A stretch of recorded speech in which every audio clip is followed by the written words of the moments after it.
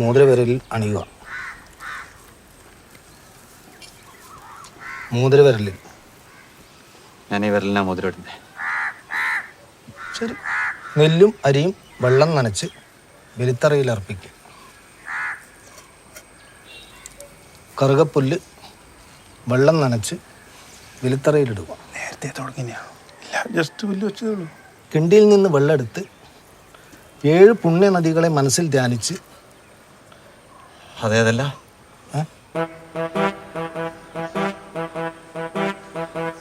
ഗംഗ, കാവേരി, നദി ബലിത്തറയിൽ അർപ്പിക്കുക. ചോറും തൈരും നന്നായി കുഴച്ച് 14 ഉരുളയാക്കിയിട്ട് അച്ഛനെ നല്ലോണം മനസ്സിൽ ധ്യാനിച്ച് 14 പ്രാവശ്യം ബലിത്തറയിലിടുക. അല്ല മാധവ, ഈ 14 പ്രാവശ്യം എങ്ങനെയാന്ന്? കുഞ്ഞപ്പൻ നല്ലോണം കഴിക്കലുണ്ടായിനി. 14 ഉള്ളിയൊന്നും ഓന് പോരാ. ഞാൻ മനസ്സിലാവഞ്ഞിട്ട് ചോദിച്ചാന്ന്. 14 16 അല്ലപ്പാ, അങ്ങനെയല്ലേ ഇപ്പം അതിൻ്റെ കണക്ക്. മരിച്ചിട്ട് 14 എന്നല്ലേ പറയുന്നത്. എന്ത് മരിക്കില്ല, നീ കണ്ടിനാ? എന്നാ നിങ്ങൾ പറ എത്രയാന്ന്. ആ, നീ ഞാൻ പറഞ്ഞിട്ട് വേണം ഞാൻ പറഞ്ഞു എന്ന് പറയാം. എന്തേലും ആട്ടും.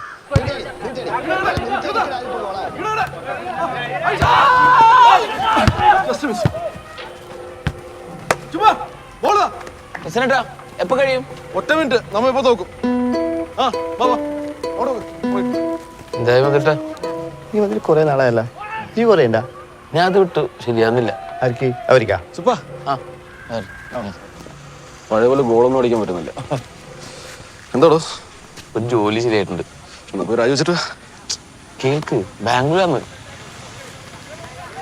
എനിക്കൊരു പണിയില്ല എൻ്റെ ചങ്ങ. എറണാകുളം പോയി ജോലി ചെയ്യാൻ തന്നെ നിന്റെ അച്ഛൻ സമ്മതിക്കൂല. എന്നിട്ടാ ബാംഗ്ലൂര്. നിങ്ങൾ അച്ഛനെ കൂടെ കൂട്ടിയാൽ ആലോചിക്കണം. അത് നല്ലതാ അച്ഛൻ. പക്ഷേ വേറെ രീതിയിൽ പറയേണ്ടി വരും. മുമ്പത്തെ രീതിയിലേക്കാണെങ്കിൽ അത് വർക്കൗട്ട് ആവില്ല. ഇങ്ങോട്ട് നോക്ക്.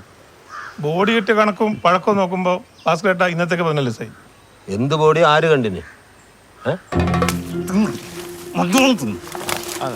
ഇതും കൊള്ളാം. എല്ലാരും ചത്തിട്ടാ കിട്ടിയത് അച്ഛന്റെ ബോഡി അല്ല. ചത്തു വിചാരിച്ചിട്ടാണ് ഇതെല്ലാം ചെയ്യുന്നത്. നിങ്ങൾക്ക് എന്താ പ്രശ്നം? 14 വേണോ 16 വേണോ തൈര് കുഴച്ചിട്ട് കൊടുക്കണോ, അല്ല നിങ്ങളെ ബലിയിടലിന് തീരുമാനിച്ചാൽ മതി. എന്റെ അച്ഛന് ചായ കൊടുക്കണോ ചോറ് കൊടുക്കണോ എന്ന് ഞാൻ തീരുമാനിച്ചോളാം. ചടങ്ങിന് വന്നു കഴിഞ്ഞാൽ ചായ കുടിച്ചിട്ട് പോയാൽ പോരാ. വെറുതെ കച്ചരാക്കാൻ നിൽക്കുന്നു. ഞാൻ പുറത്തുനിന്നൊന്നും കഴിക്കലില്ല. എന്നാ പിന്നെ പോയിക്കൂടെ? അച്ഛാ, സുബ്രഹ്മണ്യ പിടിച്ചിട്ട് കൊണ്ടുപോയി ആളാ. കടുപ്പം കാര്യം. ഓ, കടുപ്പം. എന്ത് കടുപ്പം? ആ നായു എൻ്റെ അച്ഛനെ കൊല്ലാൻ നടക്കുന്നുണ്ടായിരുന്നു. അതുകൊണ്ട് കുഞ്ഞപ്പൻ നാട് വിട്ടുപോയതാ. ഓൻ ചത്തിട്ടൊന്നുമില്ല. ഇപ്പൊ ഏതോ ശവം മാന്തി എടുത്തിട്ട് കുഞ്ഞപ്പനാന്ന് പറഞ്ഞ് ബലിയിടുക. ഓൻ ചെയ്യുന്നതാണ് കടുപ്പം. അതും കടുപ്പം തന്നെ.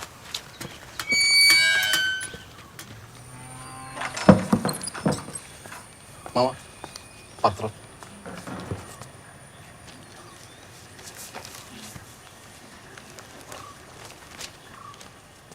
മാമന്റെ ഷുഗർ കൂടിയിട്ടുണ്ടോ?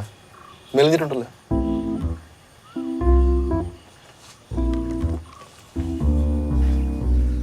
മാമ, ഇന്നലെ രാത്രി TV-യിൽ ഒരു ഉഗ്രം പരിപാടി ഉണ്ടായിനി. കുറ്റപത്രം. കൊല്ലത്ത് ഒരു ഒറ്റയ്ക്ക് താമസിക്കുന്ന കിളവന് ഏകദേശം മാമന്റെ പ്രായം വരും. ഒരു അയൽവാസി തലക്കടിച്ച് കൊന്നു. ഒറ്റയ്ക്കുള്ള ജീവിതം ഒരിക്കലും സേഫല്ല. അതിന് ഞാൻ ഒറ്റക്കല്ലല്ലോ. അല്ല മാമ, ചെക്കനൊരു പണി റെഡിയായിട്ടുണ്ട് ബാംഗ്ലൂര്. 1 ലക്ഷം രൂപ ശമ്പളം. മാമനും അവിടെ പോയി നിൽക്കാം. ഈ വീട് വാടകയ്ക്ക് കൊടുക്കാം. ഒരു 10 രൂപ സുഖമായിട്ട് ഞാൻ വാങ്ങിച്ചു തരാം. ആടെയാകുമ്പം തലക്കടിയൊന്നും ഇല്ലല്ലേ, സേഫാണ്.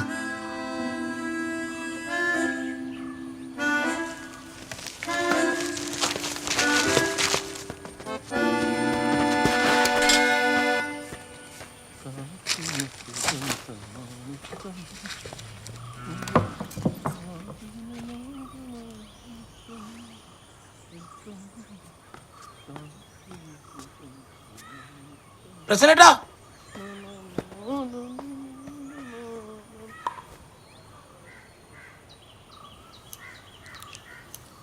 രാത്രിയത്തെ കിടത്തം സ്വന്തം വീട്ടിലാക്കാൻ പറ്റുന്ന പണിക്ക് പോയാൽ മതി. അതേടെ പോയാലും ശരി.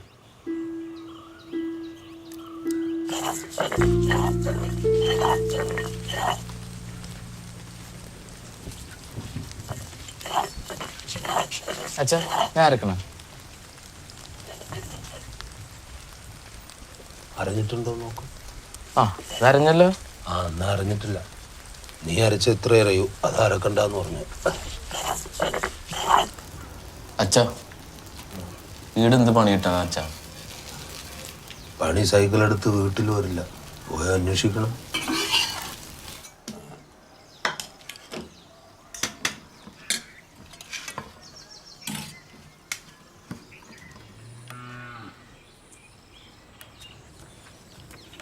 ആ നീ എവിടെ പോകുന്നു? ഇവിടെ വരെ ഗ്രൗണ്ട് വരെ. തോക്കൂന്ന് പേടിയില്ലെങ്കിൽ ഒരു കളി കളിച്ചോ. തോക്കുന്ന പേടിയുണ്ട്. ആ വാടക കുറച്ച് സമയം. രാത്രി ഇരിക്കാം, പോയിട്ട് കുറച്ച് പണിയുണ്ട്. പണിയൊന്നും ഇങ്ങോട്ട് വരില്ലല്ലോ. നിങ്ങളൊന്നും പോകുന്നില്ലേ മധുവേട്ടാ? പോണം, സമയത്തില്ല. എത്ര മണിക്ക്? ഞാൻ പോയിട്ടെങ്കിൽ പ്രശ്നമൊന്നുമില്ല. അതെൻ്റെ ശിഷ്യന്മാരല്ലേ, മകളെ നോക്കിക്കോളൂ. മരുന്നിൻ്റെ പണിയല്ലേ. ഇതെല്ലാം എപ്പം പറയല്. ഇപ്പം ഞാൻ അങ്ങനെ പറയണ്ട. ഇടക്ക് പറയും. ഏയ്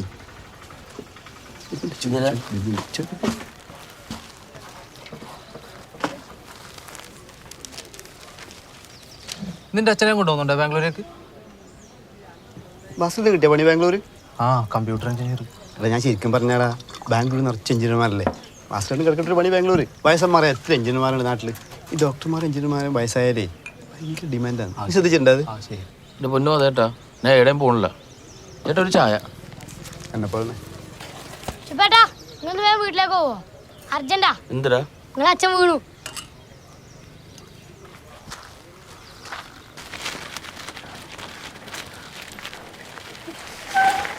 എന്താ പറ്റിയേ? ആ അലക്കുന്നിടത്ത് വീണതാണ്. മക്കര ഒന്നിച്ച് ഒറ്റക്ക് ജീവിക്കുന്ന മോനെ കല്യാണം കഴിപ്പിച്ച് കൊടുത്തൂടെ? ഉയർത്തിട്ടങ്ങോട്ടൊക്കെ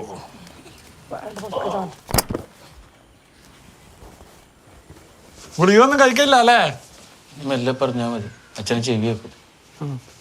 ഞാൻ കഴിക്കലുണ്ട്. ഭാസ്കരേട്ടാ, ഇങ്ങനെ ഗുളികയൊന്നും കഴിക്കാണ്ടിരുന്നിട്ട് ഒരു കാര്യമില്ല കേട്ടാ. എന്തെങ്കിലും ആയിക്കഴിഞ്ഞാൽ നിങ്ങൾക്കും പ്രശ്നമാണ്, ബാക്കിയിലേക്കും പ്രശ്നമാണ്. നീ നിന്റെ പണിയെടുക്ക.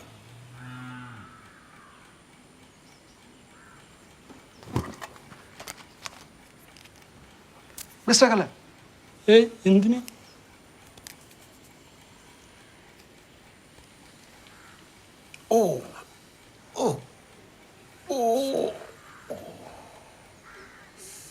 എനക്കിനിപ്പോൾ ഇത് കാര്യമായിട്ടൊന്നും ചെയ്യാനില്ല. വളരെ പഴകിയ അസുഖമല്ലേ, എപ്പോഴാണ് തട്ടിപ്പോകുന്നതെന്ന് പറയാൻ പറ്റില്ല. പിന്നെ കൃത്യസമയത്ത് മരുന്ന് കഴിക്കുക എന്നുള്ളത് മാത്രമേ ഉള്ളൂ. വീട്ടിലെ പണിയല്ല നീ വേറെ ആരും കൊണ്ട് ചെയ്യിക്കടാ. എത്ര നാളെന്ന് വെച്ചാൽ അയാൾ ചെയ്യില്ല, അയാൾക്ക് വയസ്സായില്ലേ. പിന്നെ നീയും സ്ഥിരമായിട്ട് എന്തെങ്കിലുമൊക്കെ ഒരു ജോലിക്ക് പോ. നീ ഇലക്ട്രോണിക്സ് അല്ലേ? അല്ല മക്ക് ഒരു കാര്യമില്ല. ഞാൻ പറഞ്ഞിട്ടില്ലേ? പ്രശ്നട്ടാ ഒരു ഹോംലെസ്സിനെ വേണമല്ലോ. അനക്കല്ല, വീട്ടിലെ കാര്യം നോക്കാൻ, അച്ഛനും നോക്കാൻ ഒരു ഹോംലെസ് വേണമെന്ന് പറഞ്ഞില്ലേ? ഓ ആ ഹോം നേഴ്സ്. ഈ ഹോം നേഴ്സ് അത്ര സേഫ് അല്ല കേട്ടോ. ഈ നാട്ടിൽ ഒരു പെണ്ണുങ്ങൾ സേഫ് അല്ലല്ലോ. നിങ്ങൾ എന്നെ നോക്കുന്നത് വീട്ടിലോട്ട് പറഞ്ഞ ഹോം നേഴ്സ് സേഫ് അല്ലാന്ന്. അവരതിൽ കട്ടുകൊണ്ടു. ആടെ കക്കാനൊന്നുമില്ല, ആകെയുള്ള അച്ഛനാണ്. ആ പെരുമ്പേല് ഒരു ഏജൻസി ഉണ്ട്, അവിടെ നല്ല നോർമൽസ് കിട്ടും.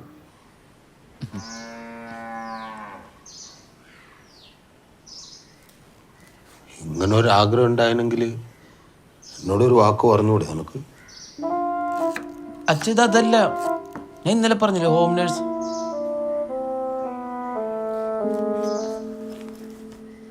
क्या बनाओ साहब खाने में? എന്താ കഴിക്കാൻ വേണ്ടെന്ന്?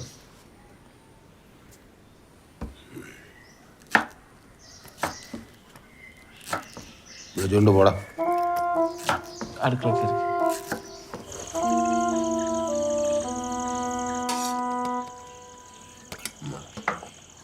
കൊള്ളാലോ, അച്ഛനുണ്ടാക്കുന്ന അതേപോലെ ഉണ്ട്. ഞാൻ തന്നെ ഉണ്ടാക്കിയത്. सर जी बड़े साहब कुछ काम नहीं करने देते मुझे, खाना भी पूरा उन्होंने ही बना दी. പൊതുവാളാണോ ഇവര്? എൻ്റെ ഭാസ്കര പൊതുവാള്. എന്ത് നായർ, എന്ത് പൊതുവാള്. ഹരിയാനയിലെ ഉന്നത കുലജാത ഒരു പെൺകിടാവാണത്. ഇവിടുത്തെ പൊതുവാളെ കാട്ടി മേലാണ് അവിടുത്തെ ഉന്നത കുലജാത. അല്ലേ? എത്ര മാസമായിട്ട് അറിയാം? ഇന്ന് ഏജൻസി പോയപ്പോ. നീ അത്രക്കാരനല്ലാന്നറിയാം. എന്ത്? ഗർഭിണിയാണ്. ഛർദിയോട് ഛർദി.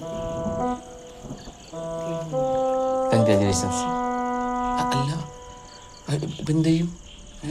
यहाँ पर कुछ काम नहीं है तो फिर मैं चली जाती हूँ, ठीक है? ठीक है अല്ല VK ഭാസ്കര പൊതുവാൾ. വേണമെങ്കിൽ ഭാസ്കരേട്ടാന്ന് വിളിച്ചോ. പോയിക്കോ. ठीक है. ശരി എന്ന് പറഞ്ഞു. ശരി പോയതാ.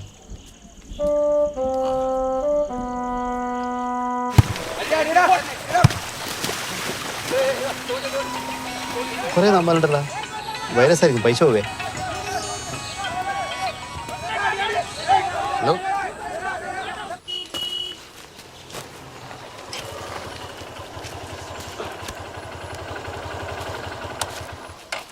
നിന്നോട് ഈ സാധനത്തിന്മേ കയറാൻ പാടില്ല എന്ന് പറഞ്ഞിട്ടില്ലേ? അച്ഛനോട് ദിവസം മരുന്ന് കഴിക്കാൻ പറയില്ലേ? കഴിക്കില്ലല്ലോ. ഒന്ന് നിന്നേ അച്ഛാ, ഞാൻ പറഞ്ഞു ശരിക്കൊന്ന് കേൾക്കണം. എനിക്ക് വയസ്സ് 34. മുടി നോക്കിയേ, എല്ലാം പോയി തുടങ്ങി. ഈ രണ്ടും കൂടി പോയിട്ടെങ്കിൽ ഭരത് ഗോപിയാവും. ഒപ്പനം പഠിച്ചവരൊക്കെ സുയിപ്പാക്കാൻ തുടങ്ങി. എവിടെ പോണു? പണിയുണ്ട്. എൻ്റെ ചങ്ങായി, എനിക്കൊരു പണി ശരിയായിട്ടുണ്ട്. ജപ്പാൻ കമ്പനിയിലേക്കാണ് ഞാൻ പോകുന്നു. അപ്പൊ ഞാനോ? അച്ഛൻ്റെ ഒപ്പം പോര്. ഞാനൊന്നുമില്ല ജപ്പാനിലേക്ക്. കണ്ണും ചെറുതായിട്ട് പൊക്കവും കുറഞ്ഞ് എന്നെ പോലെ തന്നെ. കണ്ട എല്ലാം ഒരേപോലെ ഇരിക്കും, ഒരുമാതിരി ചൈനക്കാരെ പോലെ. അച്ഛാ, ജപ്പാൻ കമ്പനിയാണെന്നുള്ളൂ, റഷ്യയിലാണ് ഓഫീസൊക്കെ. അതന്നെ ഒരു തട്ടിപ്പല്ലേ? ജപ്പാനിലെ സ്ഥലമില്ലാഞ്ഞിട്ടാണോ റഷ്യയിൽ പോയി കമ്പനി തുടങ്ങിയത്? പ്രാടാന്ന്. നീ കഞ്ഞിയും കുളിച്ചിട്ട് ഈടെങ്ങാനും വല്ല പണി കിട്ടും. അച്ഛൻ എന്നെ എഞ്ചിനീയർ ആക്കിയത് ഈ പയ്യന്നൂർ പണിക്ക് പോകാനാണോ? പിന്നെ റഷ്യ വിടാനാ? 4 വർഷത്തെ കാര്യമുള്ളൂ. കുറെ മലയാളികളുണ്ട് അവിടെ, ചങ്ങായിമാരുണ്ട് അവിടെ, ഇടയ്ക്ക് വരാനും പറ്റും. അപ്പൊ ഞാൻ ചത്ത നീ വരുന്നവരെ നൈസിലിട്ട് വെക്കും. എനക്കൊന്നും പറ്റൂല തണുത്ത് കുറച്ച് ചാവാൻ. അച്ഛൻ ഇവിടെ തമാശ കളിക്കരുതാ. ഇനി ഈ പണിക്കൂടി ഞാൻ പോയില്ലെങ്കിൽ മൂത്ത് ധരിച്ച ഒരു മാനസിക രോഗിയായിട്ട് ഈ ഉത്തരത്തിനെ കെട്ടി തൂങ്ങും. അച്ഛൻ എന്തൊക്കെ പറഞ്ഞാലും ശരി, ഒരു അടിപൊളി കോമ്പിനേഷനോട് വെച്ചിട്ട് ഈ പണിക്ക് ഞാൻ പോവച്ചാ.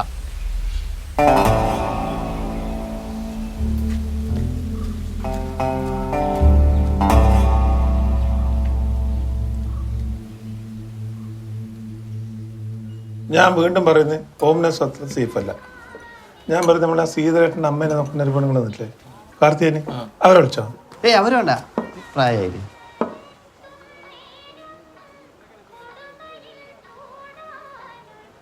ഞാൻ പറഞ്ഞ അതല്ല, ഈ പ്രായ പെണ്ണുങ്ങളെ വെച്ചാണ്ടല്ല, അവരൊക്കെ ഉണ്ടെങ്കിൽ സൂക്കേട് വന്നാൽ അവരെ നോക്കാൻ വേറെ ആളെ വെക്കേണ്ടി വരും. ഭാസ്കരൻ നോക്കാൻ വേണ്ടിട്ട് കാർത്തേനേച്ചി നോക്കാൻ വേറൊരു ഹോം നഴ്സ്, 3 ആളും കൂടി ആ വീട്ടിൽ നല്ല രസമായിരിക്കും. വേറെ എന്തിന്? കാർത്തികനെ ഹോം നേഴ്സ് ആണല്ലോ, അവർക്ക് എന്തെങ്കിലും പറ്റിയാൽ അവരെന്നെ അവരെ നോക്കിയോളില്ലേ.